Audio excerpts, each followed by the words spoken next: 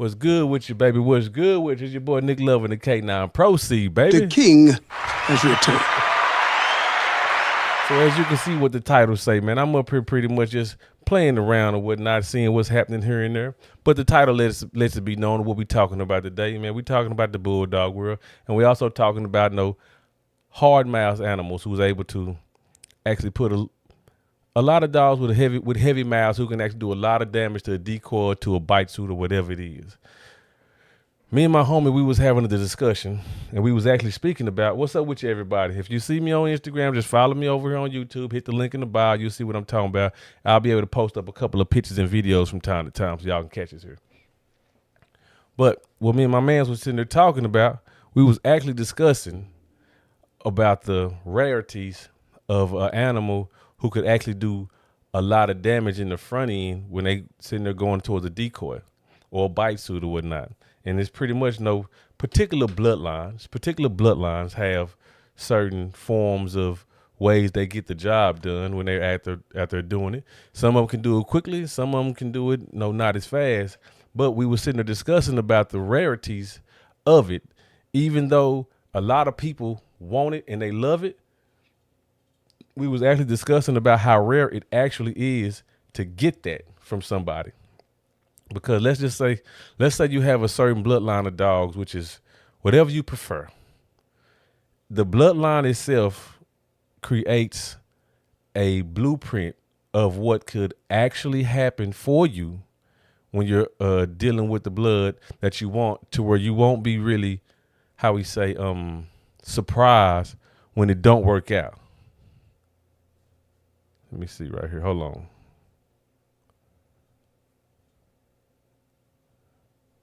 Here we go. My bad. People catching me when I'm busy. But how we were sitting there discussing about it, and I had a few naysayers who didn't like what I was talking about.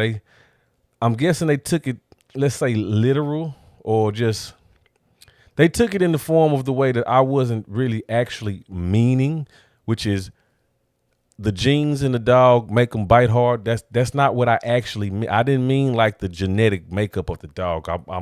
I was hoping that y'all had an understanding of what I was saying more based off of your intellect and everything. I was saying, when I was saying genes, which I guess I should have said it a hell of a more differently, I was actually meaning the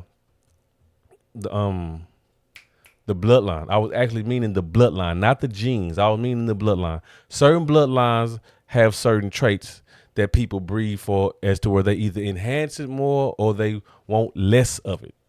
And so when you're dealing with certain lines of animals and you're actually enjoying them or not, and you're doing what you're doing everything that you like with them, when you wind up hitting a fork in the road, you try to figure out, what can make this be better? What can make this actually work, for my betterment of as to what I'm doing. That's not right. As to what I'm doing. Yeah, I done fucked all that up. Yeah, this struggle stream right now, putting everything together. But you sit and wonder, what can make everything more better for me? And let's just go and hop into some real specific bloodlines. Let's say I have a red boy line of dog, or a Mayday line of dog, or some line of dog of that caliber, or an alien line of dog, the bullshit, the gone, or whatever it is. Let's say I have that particular type of bloodline of an animal. And let's say that I've never seen that type of line of animal before, but I just like how their structure is. I like how big they are. I like how wide they are, how rangy they are. I like their bone structure. Purification is the only way. Maybe so. I like their bone structure. I like all of that of what they are. But when I finally get him to my house and I actually stick him on a decoy, I actually put him on a bite sleeve, I'm observing what he's doing, and it's not necessarily to the caliber I was expecting in my mind for what a pit bull was supposed to be able to do. And so when I look at my pit bull, and I'm noticing that my pit bull, he's not really getting into this bite suit too heavy, or he's not really biting on the bite sleeve, is as much as I was expecting from him, because I got a what's up with you, Delta? let's say I have a Malinois or I have a Doberman or even a Rottweiler. When I put them on the bite suit, I can really feel them, really tearing into it. I know what they're doing. Like, I can feel it.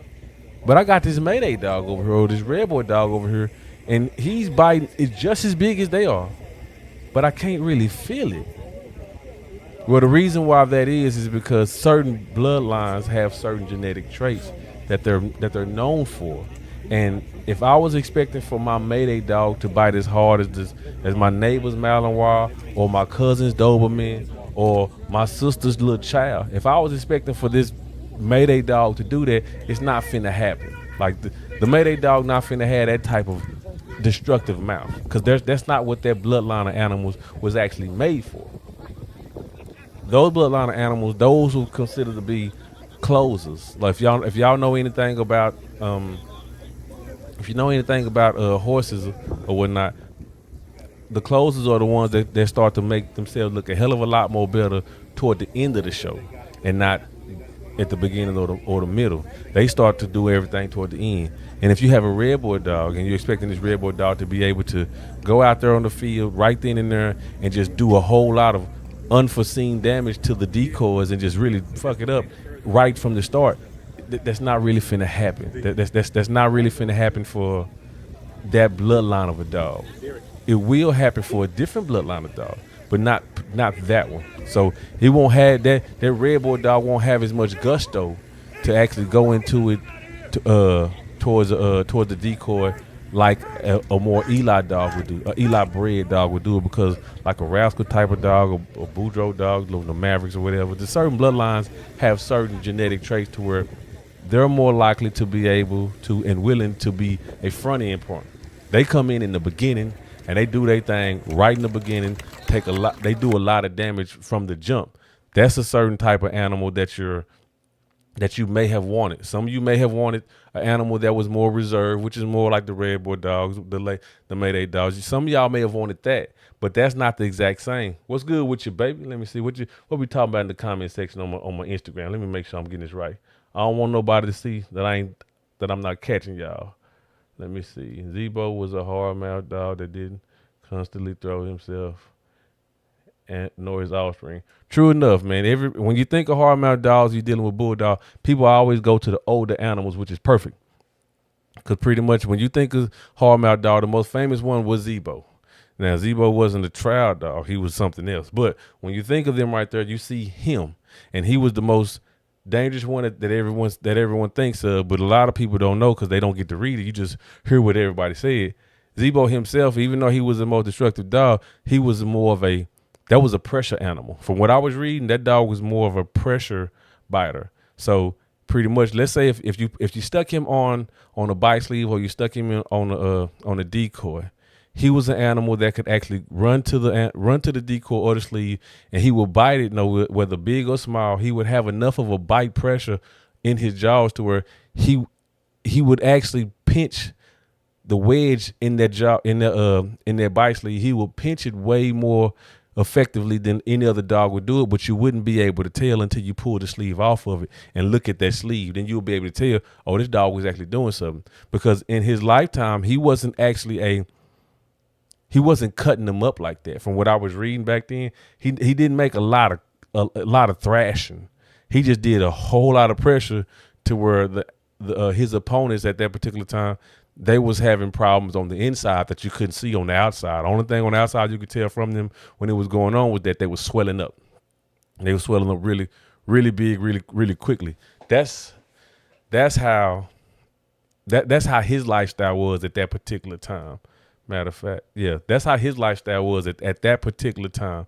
So whenever you let's transition right fast. So whenever you wind up seeing animals who was able to actually have a big impact far as mouth wise, it was usually more flashier when it was happening back then. But when you look at a heavy mouth dog like Zebo, from what I was reading back in the gap, he wasn't necessarily flash and cut him up like that. He was more of a pressure animal, and that's a different type of mouth. But also, he was not bred for trying to get the decoy in the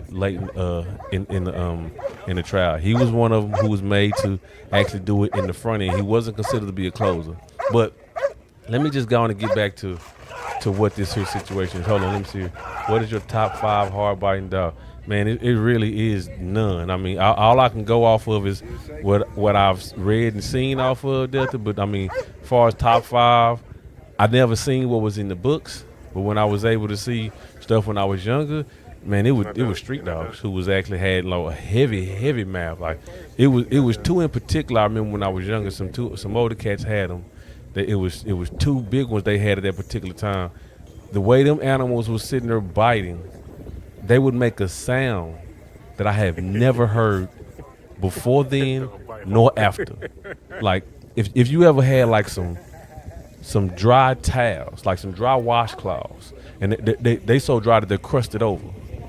If you pull them towels apart, you'll hear a stretching. Like you'll hear a real deep, hard stretching with them towels. Whether it's 1, 2, 3 towels that's just old, that's old and crusted. If you start pulling them apart, you'll hear a stretching. It was 2 dogs that these cats had when I was younger. This was like in the late 90s. They had them 2 animals, and I heard them animals make them type of sounds on other dogs. I've never heard it again. I've never heard it since then or before. But at that particular time, them 2 dudes at that time I was watching when we was younger, they had two dogs, 2 big street pits. Don't know how they were bred. They were just street pits. They bit animals so hard that I've never heard that sound before them nor after them.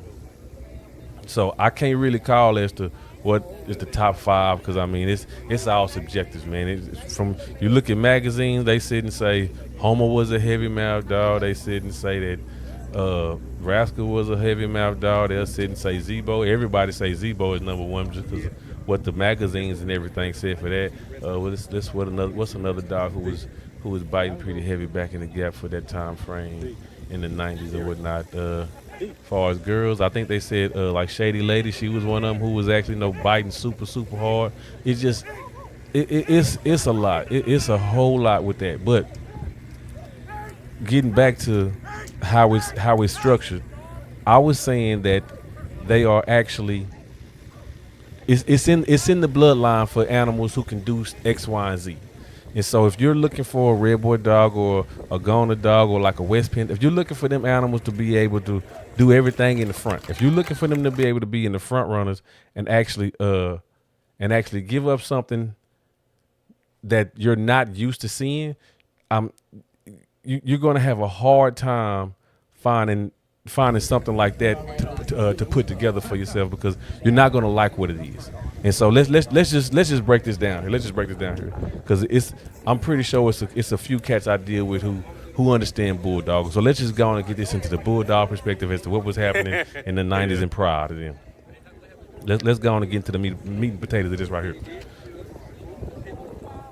Certain animals was made for certain things and they could do certain things and they did them to the completion of what you wanted.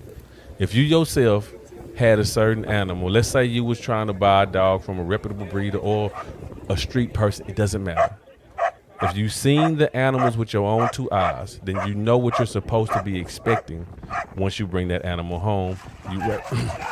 You raise and you go through all the motions to make sure everything go through with it. Hold on. Let me look through the comment section in my Instagram because they going pretty wild right here. Bad Rosemary was put up against some good dog. Yeah, now Bad Rosemary was a freak animal. For those who don't know, Bad Rosemary, that was a boy's dog that went over to Russia. And the dude who had that animal, he was pretty wild with it. He was pretty wild with it. He was pretty wild. Let me see right here. Let me see. Butler James, man, hey, why don't you come on over to YouTube and just hop on here? I'll put you through, baby. Don't worry about it. Just come on through YouTube so that everything can come through correctly because they can't hear you on Instagram, but they'll be able to hear you through YouTube. So just hit the link in my bio. You'll see everything is running concurrent. But what the hell was I? Oh, yeah. I was pretty much saying as to where certain animals who could put everything together would make it all worthwhile because once you're able to add what you're looking for because you've seen it, then you know how to actually progress from there. So let's say you and your neighbor wind up having y'all thing, and you're able to see the animals that you want. You're able to see them, and they're looking how you want. They got the structure, they got the colors, they got the bones, all that stuff. You bring them in because you've seen them. You've seen them firsthand. You've seen them firsthand, and when you get them firsthand, now you know what you're looking for and how to put things together. And since you know how to put things together, now you know how to make it worthwhile. But let's just say that worthwhile animal that you've been raising, that animal didn't make the cut because the daddy was doing X, Y, and Z, the mama did X, Y, and Z, and you liked it. But the puppy isn't doing A, B, and C. What would you do with that animal then? Would you cull it? Would you get rid of it? Would you give it away? What would you do with that animal then? The majority of people would sit and say, hey, you know what? I'm going to just go on and shake this dog. Nothing wrong with it. Other people would sit and say, hey, you know what? The dog themselves may not be what I'm looking for, but I'm going to keep it and I'm going to breed it and I'm trying to work something out. That's normally what some people do, especially if they done spend some money.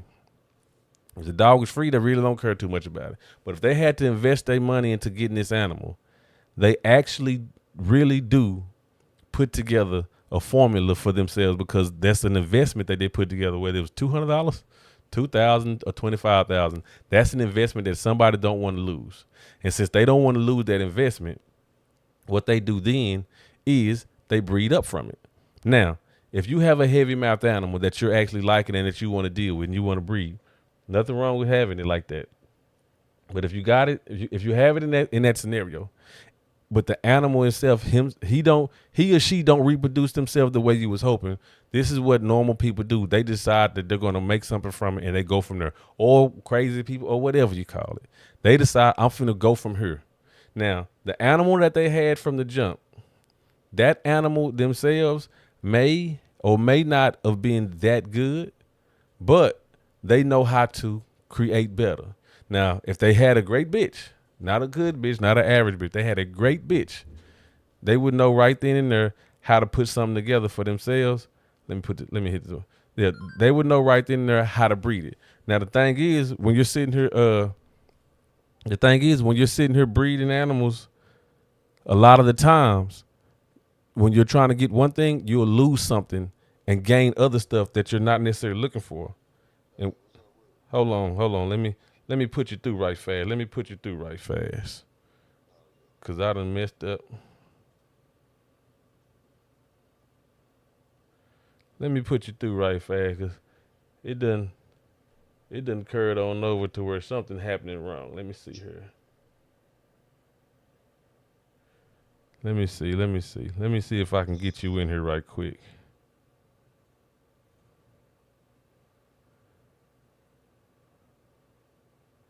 Here we go. I think I can get you in here.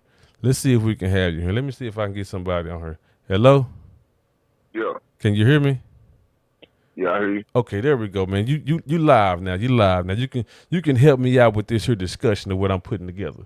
So for everybody that don't know, this my man here. We work around with animals and whatnot. I gave him the story of how about the cats we used to know back in the Gap who had them big red dogs, how they made certain sounds we ain't never heard before since then to now. But the topic that I'm sitting there chopping up with everybody today is pretty much the animals today have a recessive gene as far as mouth-wise. Even though it's not necessarily a gene, certain bloodlines are capable of being able to do more than what other bloodlines are capable of doing.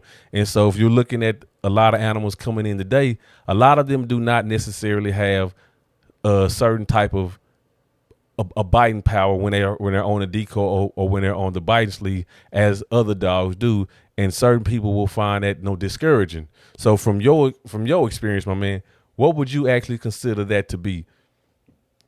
When a dog is not able to perform to that particular standard, how would you feel with that, or what do you think of that? When an animal can't squeeze hard. Yeah. Well, man, say for me personally, since I know the logistics of that, man, I got a line that got it, and then as well as you. And you know for a fact that, man, that when they go down with the mouth thing, man, you know that it's in some DNA, some it ain't. Yeah. But at the end of the day, even the ones that have it, it's so easy to lose. It's so easy to make one wrong breed. Out of the times. Shock value happen to you, to your genetics on that. And it makes me almost sometimes think it's a recessive thing that we can bring forth in certain, patterns we put these animals together in. And I believe that it's so easy to lose because I don't think it might not be that strong of a gene to get, or else every animal will be able to do it. I mean, that do sound about right. I do think it's not that strong to pretty much put together because, like you said, every one of them would do it. But it is interesting to see that that's what majority of people, that's what they like. That's what they desire, what they pursue is a heavy mouthed animal. That's what the majority of people pursue, a heavy mouthed dog, because of the flash. But it's such an elusive trait to get. It's such an elusive thing to get because, I mean, if you look at some of the old magazines, you look at the times, it wasn't a lot of short times. It wasn't a lot of long time neither. It was no 50-50. But, I mean, even prior to what we used to read, there was something that back in the I think them books were like in the 90s and the early 2000s. If you look at this, some of the magazines we was able to catch on back then, like in the 80s, those were long times. And I remember looking in old books that they had back in the Gap. They was sitting there saying how if the dog was biting super hard like that it was scared. It was a cur. And it's amazing how back then they didn't care about an animal who could bite through tin cans. They didn't want that. They wanted an animal who would just be a closed and that can stay there all day, all night. But it was a certain group of people decided, hey, we like this part right here. We like the fact that this animal can bite through the yellow pages. He can bite through the damn yellow pages. I want that. And they just bred down from that. And a lot of people sit and say that they wound up making hard mouth curs. No, they wasn't game or whatnot. They had no durability, but they was able to close their mouths so hard a lot of people never had to find out. And they developed lines of dogs this way. So it always comes down to the gameness versus mouth. That's always what come out everybody mouth. Which is better, gameness or mouth, And it's true enough, to each his own. However you want to do it is what you prefer. If you want to sit here and have your animal be able to be out on the trial field and 90-degree weather, 99-degree weather, and he can always come out on the trial field looking presentable for however long it take, then you will get more of a gamier bred type dog. But if you want your animal to be out here and you just know for a fact, I got a specific thing I'm finna do. I'm finna put him in this trial. I only need to get one level. And this one level ain't gonna take me that long, then you will get a more front end animal, which is a more animal who's more flashy in the beginning. You get what I'm saying? Yeah, I get exactly what you're saying. Yeah, so it's amazing to me how individuals they want what they want from the things that can't do it, because it's almost like me. It's like me sitting here buying a Hellcat off the lot of somebody. Off the lot of Ford or whoever make them damn cars, and I take that Hellcat, I put one stick of knives in it, and I take it to the track, and somebody on the track got a Topaz. It's ugly. It's got a 1989 Topaz. It's ugly as hell. I think that my little stick of knives is able to do it, not knowing that this little Topaz is made for the front end, and this Topaz, once we cut loose, he wound up tearing my ass off the frame on the track because I got a car thinking that all cars are the same and all I got to do is tweak a little bit and now everything working. When I didn't know that, man, this type of car couldn't beat this other car because this other car was made in the garage in a certain type of way. I bought my car from off the lot and I don't know how to do it other than just to press the gas. You get what I'm saying? Yeah, I get exactly what you're saying. Yeah, so it's. I know this with the game, it changed to where, of course, staying, persevering. He can bite. No matter what the cost is, what it was once about that, period. Games, period. Mouths will come in anomalies. You'd read about them, hear about them, here and there's of it. Then all of a sudden, of course, depending on what an extreme is to each individual who dealing with these animals, because to each person, one person's extreme is another person's pillar. Just because it's hard to you might be soft to the next man. Okay. You know what I mean? And it's a lot of that in the game. So many people confuse it. And you got a cat who will tell you something that's just moving a lot while it's in whole is hard mouth, when really you know that, you know better when you experience the inverse, you know what I mean? But right. Yeah, it is all about excitement. I believe people just like they watch the stay down game go on so long, and then when you see something with a little edge, I think the excitement just had happened and it spread, and people was able to cultivate it in areas. And man, I mean, you want a Mike Tyson? Who's more exciting, Mike Tyson or watching Lennox? I mean, yeah, period. You watch them individually, Tyson the more exciting dude. I think they more exciting. And not to mention, when you tap into any one of them genes, individually, Tyson the more exciting dude. They got all, I think, in between mediocrity. And not to mention, when you tap into any one of them genes, game that's individually, Tyson the more exciting dude. They got all, I think, in between mediocrity. And not to mention, when you tap into any one of them genes, game that's individually, Tyson the more exciting dude. They got all, I think, in between mediocrity. And not to mention, when you tap into any one of them genes, game that's individually, Tyson the more exciting dude. They got all, they don't have to scratch the surface, man. The game is new. So, to a lot. So even it is what it is. Even with it being new, I'm curious to know, how can I make this right? A lot of individuals they see what hard mouth is, and they like it, but I get a little bit of flack when I sit and let individuals know, like, even though this animal here is, hold on, are you all talking live on you? Yeah, man, Carter K now, sir. I'm on YouTube right now, man. Just hit the link in the bio, you'll be able to see what's happening on YouTube, and you can hear who I'm actually talking with. That's why I was telling everybody that just come to YouTube and you'll be able to see it. But when I be sitting there talking to other bulldog enthusiasts, I done had a few little words with them or what, nothing too negative or not. But it's been understood that I believe that other breeds of dogs actually bite harder than the pit bull, which is like, let's say the Doberman or the Malinois, the German. I believe they bite harder than the pit bull, only because I've seen so many little freak accidents in the neighborhoods, because all these dogs are around, and they always with some raggedy ass owner who always never watch them. And so I done had personal run-ins with damn near any bloodline of dogs, even a damn Great Dane. I've had run-ins with them on my little bitty dog, and even though my little bitty dog can stand its own between them type of animals, I've always seen the damage that happens immediately right then and there. So let's say we have an accident in the middle of the street. Accidents, no little animal accidents in the neighborhood, they ain't nothing but like 20, 30, 40, not even a whole minute. They're not even a whole minute. But right when it happens, you see that big dog with that long mouth plop his mouth right over the top of the head of whatever dog you have. And it's usually on their muzzle, their eyes. And it don't take that long for a regular animal to just get completely blooded. You would think that somebody had just splashed red paint over this dog face. And I'm able to tell, like, even though the pit bull is more compact and the animal is able to do a lot more damage as the situation progresses, another line of dog, which is a breed, whether it's a chow or anything, they can do quick damage very fast in a short amount of time, based on the fact of they're able to bite so hard out of fear.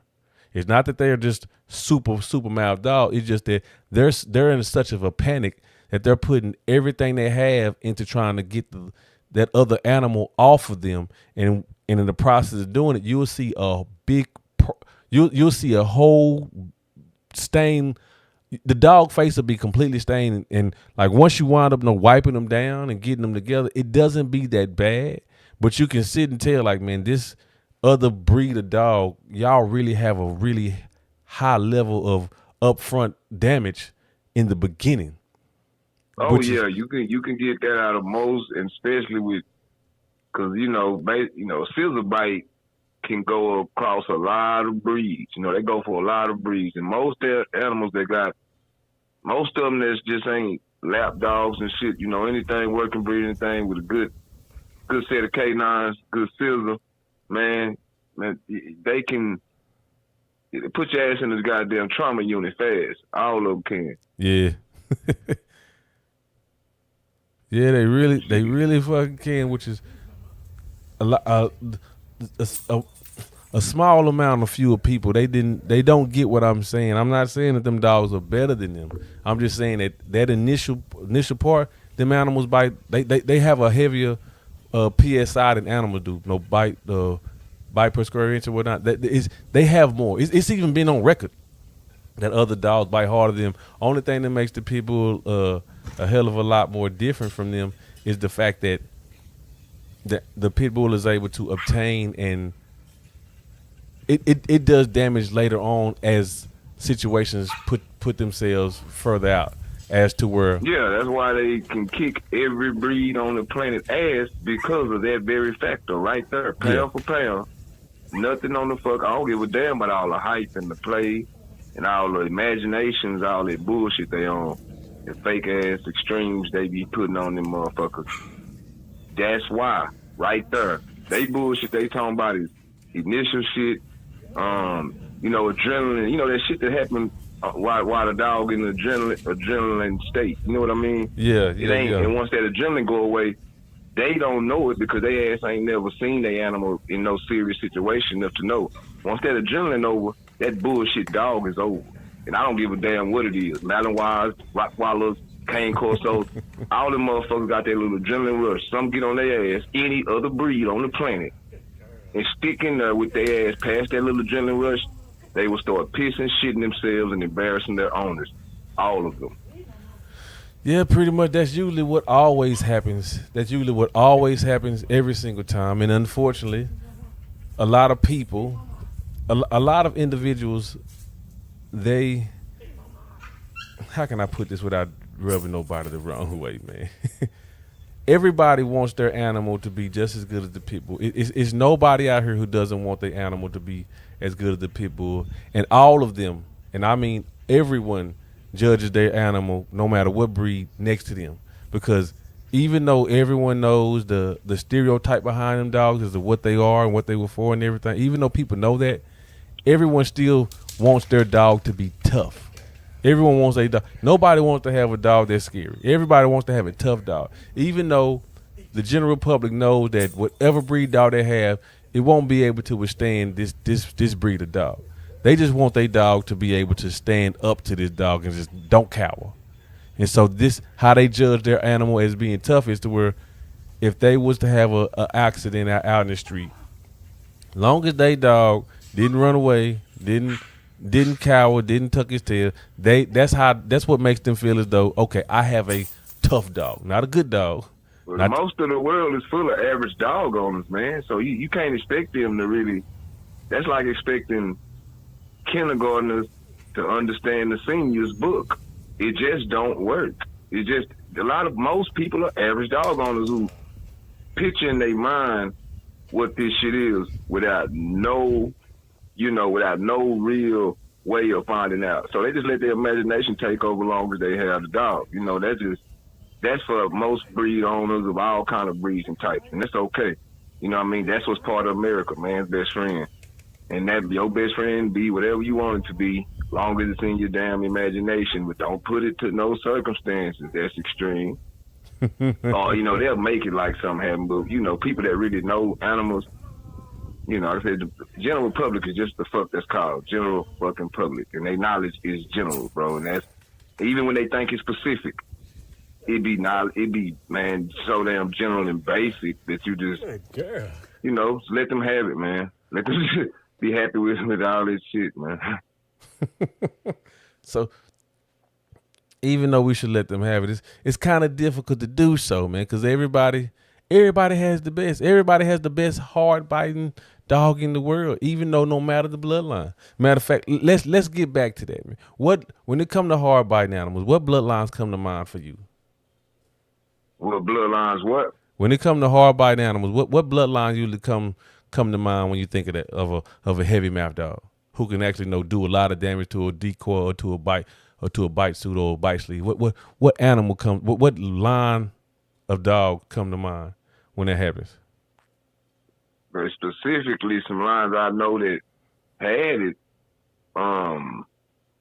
Yeah, okay. I ain't gonna just say Eli, 'cause that's just for general ass people.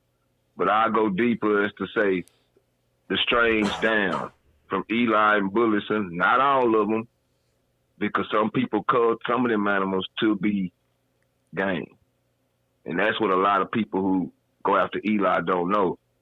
Some people's idea of what that wasn't to be, this monster. they kept it on the principles of stay there.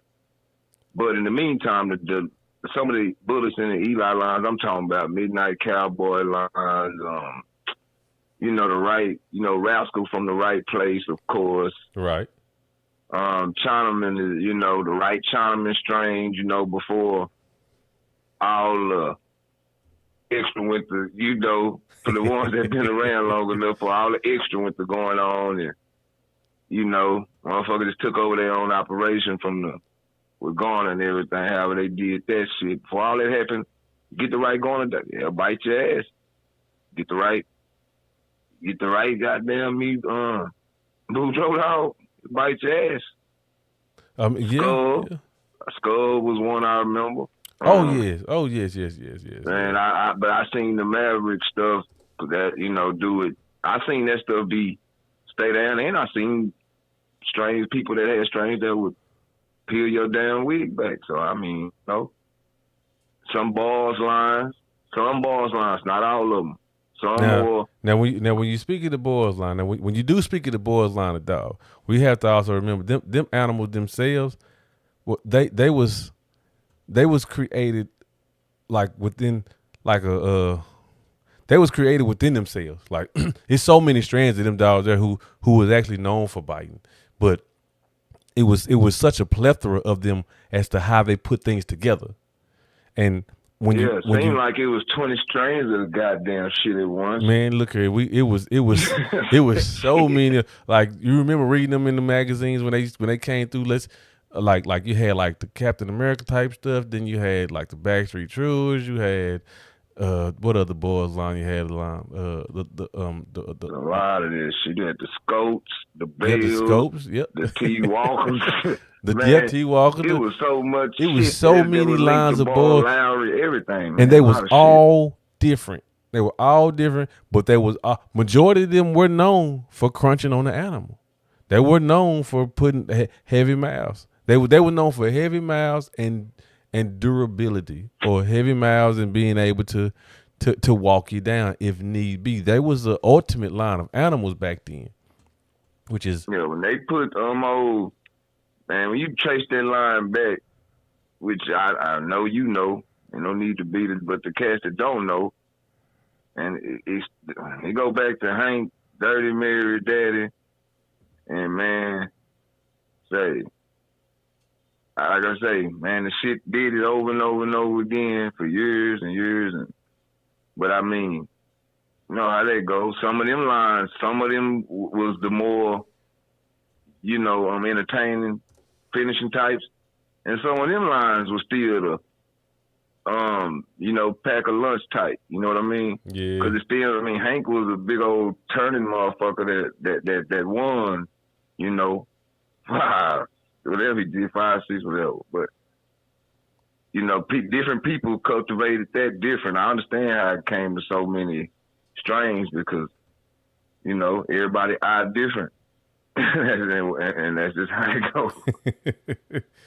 That is very much true because them animals brought up, they brought up everything, man. You can just go to Dirty Mary little offspring. You just see how they was breeding that dog and everything that was put together with that dog. Man, it was Windy City went off with they ran out with Reno type of dog. Man, it was so much, and it was just amazing, dude. It was just amazing to see something like that because I remember talking to other people like, man, I can't believe that these dogs aren't available no more like they used to be. Like it's amazing how this line of dogs, it was so prevalent in the 90s, in the early 2000s, to where a lot of people who have these type of animals and other animals that's not commercial, they're not around. They're not around like they used to be. They're only people who have those type of animals are the people who actually dabble with them type of lines of dogs, and they don't let them go too much. They don't let them go to strangers. They only make sure that people who know what they're doing can actually get them dogs. And from what I understand, they had a pretty penny on them back then, so I can just imagine how much they cost a day. Damn.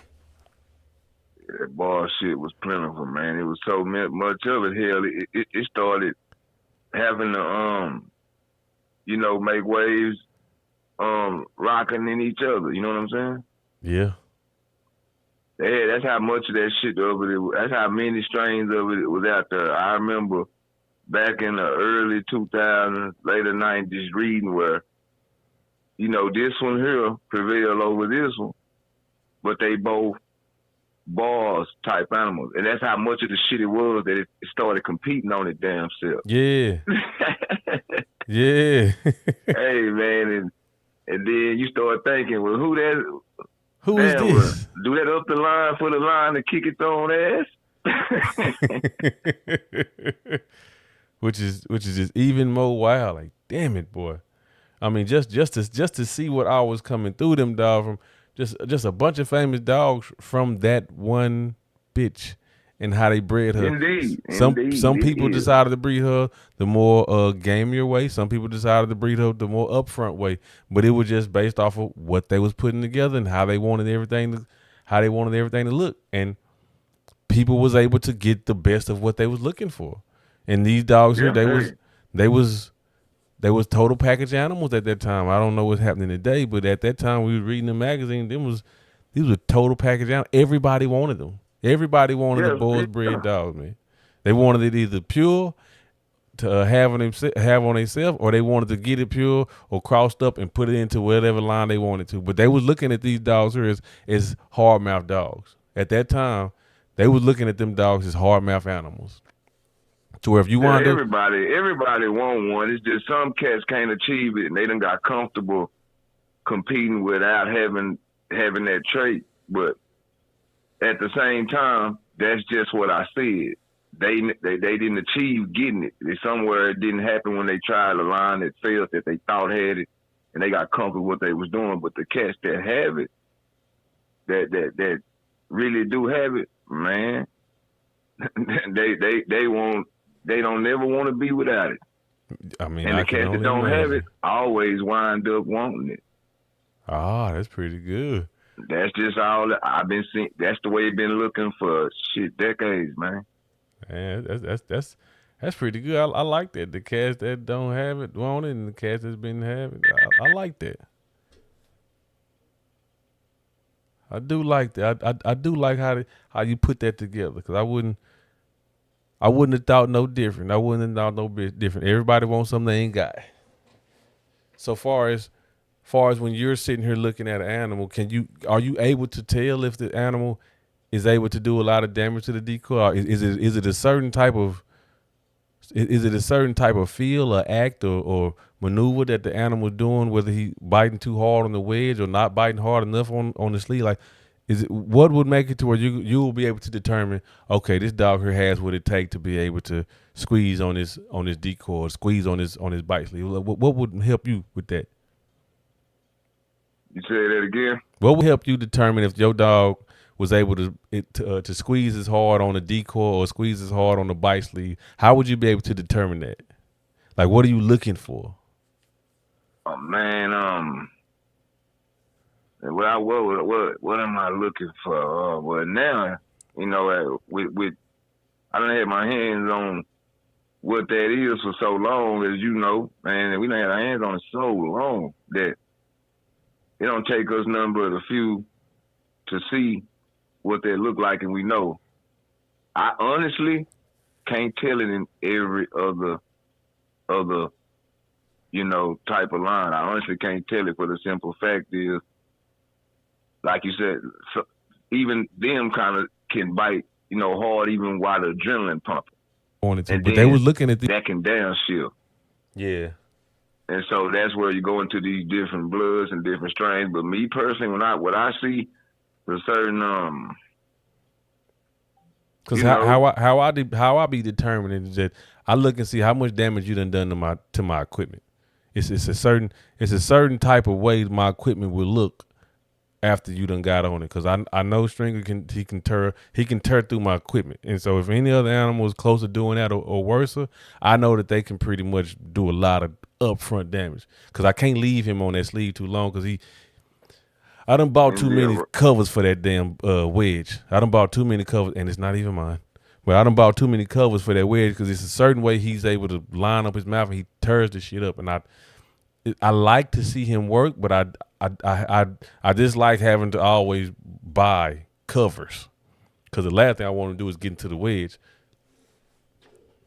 But it's just I'm working their sleeve. They just man. It's a certain.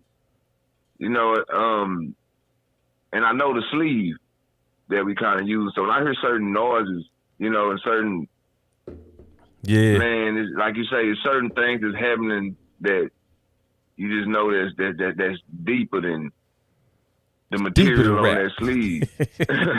That's deeper than rap. That's what it is. You just know.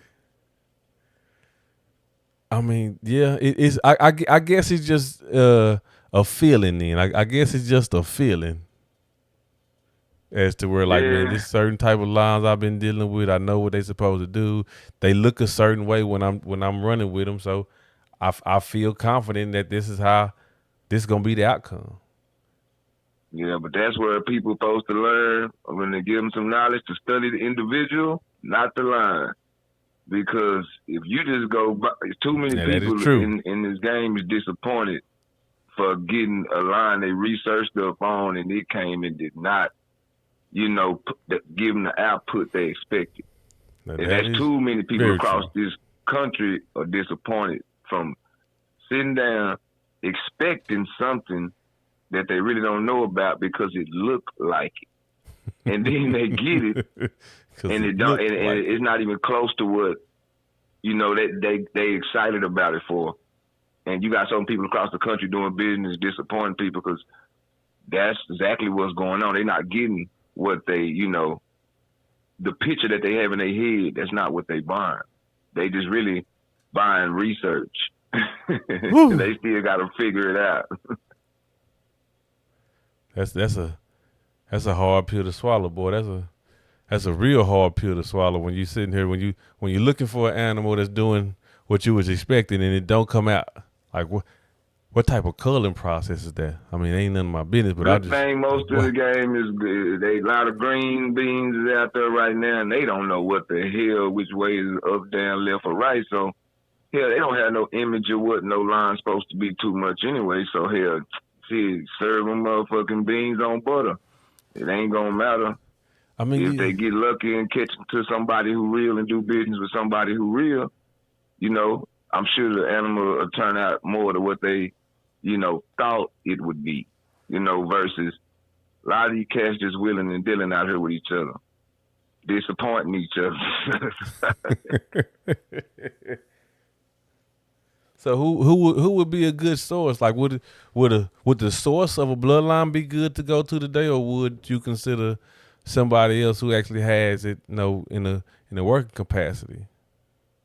You say with a source? Like would I go to a source? Yeah, like would you go to a source for a heavy mouth dog, or would you go to? I've been around too long. Hell no, they ain't finna fuck me. Oh god. I know they full of game. I've been around too long to play that kind of shit. But for people that don't know, hey, they just gotta go let their eye guide them to what they see, and hey man, got 2 ears, 2 eyes. Hey, 1 mouth. So I ain't got to tell you the rest of that. I want you to see and listen twice as much as you fucking talk. If your ass on your game, man, when you hitting these yards, man, you'll get to the bottom of something with some quality. Now, you ain't got the radar to fucking see what that is. That ain't got nothing to do with nobody but you. But in the meantime, I want to go certain sources. No, shit, they rich enough. Shit, I don't need to go with she get no game ran on me to put no dollars in their pocket no more. They tight shit. Yeah, I mean, I listen to a lot of the individuals. If you go on social media, which I know you don't have a social media handle, but I go on there and they would all sit and say they would all prefer to go to the source to get whatever it is animal that they're wanting because they feel that the source would be able to give them everything. And I don't fight with them at all. I don't care, but I've discussed with them at length or even at nauseum sometime as to you do better getting the type of dog you're looking for from the person that has it, other than the person who you read about from the 80s that had it. It's a hell of a different scenario. If you want this animal to be able to perform up to date in these trials the way you want them, you need to get it from people who actually field testing them. You don't even though the person who is the source has a supposed field tested one and they're breeding them, you do yourself disservice by starting way at the back. You can easily start at the front by going with what you see instead of going with what you hear. If they brought this dog to the trial and to the field and he's doing exactly what you wanted, or you done been out there on the hunt with them and you seen them cut loose on the pig and you seen this little bitty 40-pound or 50-pound dog run into them big ass animals, go from my personal opinion, go from there. Go from there. Me personally, you won't catch me out there with no damn dog who can chase out the pig because I'm scared of them motherfuckers. But if that's what you into, go get that and run with that. Run with that and then come from there and go do it. And go right back into the field with what you've seen, not with what you've heard. Because if you ever played that telephone in elementary, after the third person, that sentence done got broken up when it got to you, and you the 25th person. It ain't the same. Yeah, that's damn so true. This big broad world of communication we got going on right now. A lot of these cats group up and talk in these little communities and shit, because a lot of them really be, a lot of them be trying to learn, man. But when you mix in a little pride and a little this and a little of that, and them communities get fucked up fast. But in the meantime, man, a lot of them cats that's playing like they know for certain what they talking about, they really trying to hope that bait somebody in that really know what they talking about to tell them what to do. You know what I'm saying? They hope that they can exchange information. Trust me, them green bean, they having all these big talks and discussions, man, because they really, out of 6 of them on there talking, all of them going to start off like they got their own valid, broad opinion. By the time they all finish talking, whichever one of them had the best idea, the other 5 of them took. Oh. Trust me, that's just the way it's working in the world, and that's happening, man, at the speed of light, every which way. Everybody, if they knew what they was doing, man, they wouldn't have to talk so damn much. They wouldn't have to ask so many questions. They wouldn't have to always be wondering what somebody got, because they have it at their goddamn house. It is difficult to get in there. It is difficult to get them there. It's getting cold out there for them, man.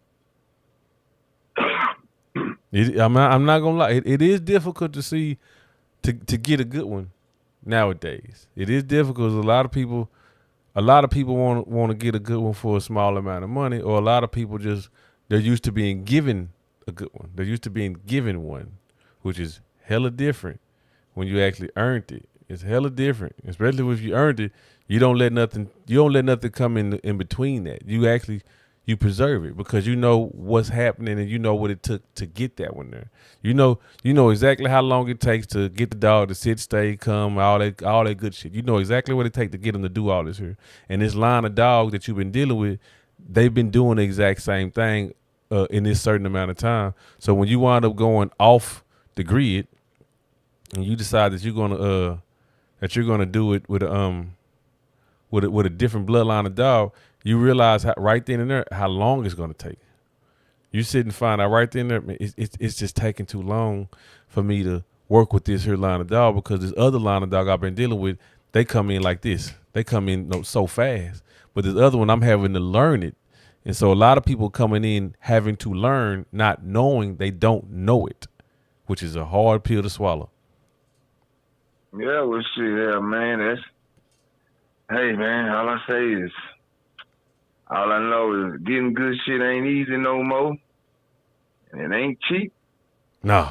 And they passing around a lot of that mediocre shit. Ain't gonna get them nowhere. All of them having the same thing and making buddies passing all them damn generic ass dogs around. Man, it's not gonna. They'll see where it get them. It's gonna just waste a couple of 6, 7 years of their life, man, and then they'll go back to the drawing board and might get it right next time or quit. Might get it right next time.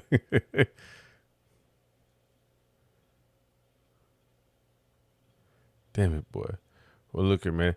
I just wanted to get on and chop it up with everybody like that. All I wanted to do was get on and chop it up because this whole conversation was based off of animals who could bite pretty hard and compared to animals who couldn't, and how it's it's genetic. It's not really genetic. It's a certain line of bloodline that can do it, and it's a certain way that you wind up breeding them, and it's other circumstances that come in between that to make all that happen. I know all that. I was just trying to be just in general to let that be known. But I'm not going. Let me see how long. Damn, I've been here for almost an hour. Okay, that's enough of this because I gotta go. Yeah, I done enough all day. I done done enough today. Look here, everyone. This is your boy Nick Love and the K9 Proceed, man. I wanted to sit and talk to y'all about what I was speaking on earlier, which pretty much mouth is basically it's hard to come by. It's very hard to come by, and those who got it, they keep it, and those who don't got it, they always pursue it. Even if they say they don't like it, they'll still appreciate it and pursue it if they get one to their caliber. But I'm glad that y'all sat and came and chopped it up with your boy for this whole hour. I'm glad my man came through, chopped it up with me as well. Let me know everything of what his opinion. I hope y'all enjoyed today. Yeah, you kept it G, man. Yep, hey, like you said, it's hard. It's hard to get. It's easy to lose. Well, look, I appreciate y'all sitting there sticking with your boy this whole time right here. If you have any opinions, leave it in the comment section. We wind up redoing another live later on about either this or topic part 2 or another one. It doesn't matter, man. But this your boy Nick Love and the K9 Proceed. Now I'll holler at you boys later, man. Peace out.